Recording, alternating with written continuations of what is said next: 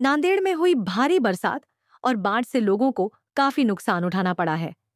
कई गांव और शहर के इलाके डूब गए, लेकिन अब तक पीड़ित परिवारों को सरकार की ओर से मदद की राशि उनके बैंक खातों में नहीं मिली है। इसी को लेकर आज वंचित बहुजन आघाड़ी नांदेड़ ने जिलाधिकारी को मेमोरेंडम दिया।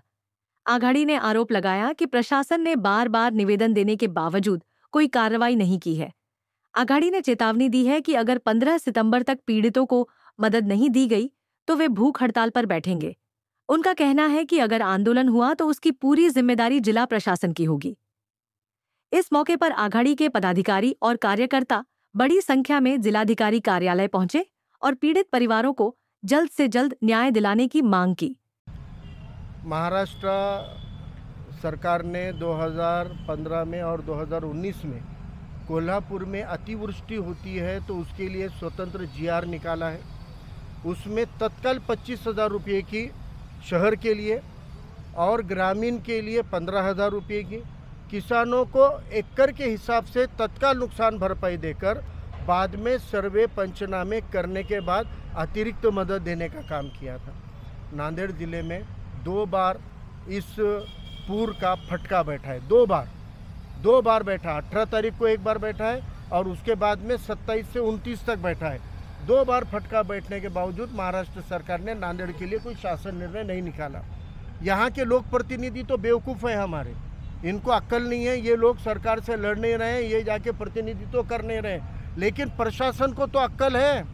प्रशासन में तो IAS IPS करे हुए लोग यहाँ पर रहते हैं। ये लोगों ने तो भी ज़िले के ये भावनाओं को, ये परिस्थिति को ऊपर तक रखना चाहिए। जिला प्रशासन ने प्रस्ताव भेजना चाहिए।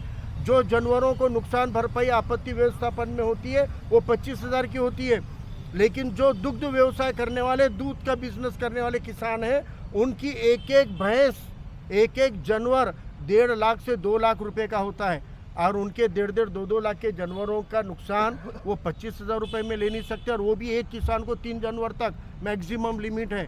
एक तरफ तो दूध पिला नहीं पा रहे आप, तो आपको बाहर के राज्यों से लाना पड़ रहा है। जब महाराष्ट्र का किसान खुद स्वयंपूर्ण हो रहा है तो आप उनके नुकसानों के लिए विशेष सहायता क्यों नहीं कर सकते? शहर में दुकानों में पानी गया है, जो अच्छे मिडिल क्लास लोग हैं उनके घरों में पानी गया है। ये खाली नदी के किनारे पर नहीं गया। इतना होने के बावजूद शासन निर्णय नहीं है। और तो और सबसे बड़ा जुल्म ये है कि 2024 की नुकसानग्रस्त के पैसे आकर 5 महीने हो गए, 5 से 6 महीने हो गए। 6 महीने से अकाउंट में पैसे पड़े हैं। 3 बार यादियों को उन्होंने फिर से डबल यादियाँ सर्वेक्षण किया और 3 बार करके भी बोल रहे यादियों में धांधली है। अरे भाई, खोके बोके के सब राज चल रहा।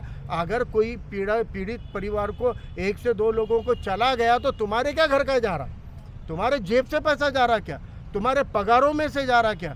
तुम्हारी प्रॉपर्टी बेच के जा रहा क्या? और सरकार का पैसा आके पड़ा है ट्रेजरी में, सरकार की तिजोरी में पड़ा हुआ है, खाली खातों में डालना है। यादी तैयार है, 3 बार यादी को रिव्यू किया गया, फिर भी नहीं डाल रहे। तो 2024 के नुकसान भरपाई के पैसे अगर आने वाले इतवार तक नहीं डाले गए तो 15 सितंबर से आम तौर पे हमारी पार्टी और हम आत्मदहन और उपोषण, ये दोनों आंदोलनों को ठीक नहीं मानते हैं।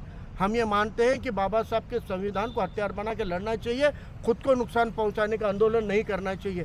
लेकिन हमारे प्रशासन की चमड़ी गेंडे की चमड़ी बन गई है, संवेदना और एहसास मर चुका है। इसलिए आज हमने RDC साहब को कहा है कि आने वाले इतवार तक 14 सितंबर तक अगर पूरग्रस्तों के पैसे अकाउंट में नहीं आए तो 15 सितंबर को हम इंशाअल्लाह फारूक अहमद खुद यहाँ पर आमरण उपोषण के लिए बैठेंगे। और आज तक हमने आमरण उपोषण का हथियार नहीं उठाया, पहली बार उठा रहे हैं। लेकिन हम ये दावे के साथ कहते हैं कि अगर हम एक बार उपोषण को बैठ गए तो मांगे पूरे किए बगैर उठने वाले नहीं है। या तो पैसे अकाउंट में आएंगे या हमारी लाशें उठेगी। इस तरीके का तीव्र आमरण उपोषण का आंदोलन 15 सितंबर से हम नांदेड़ में करने जा रहे हैं।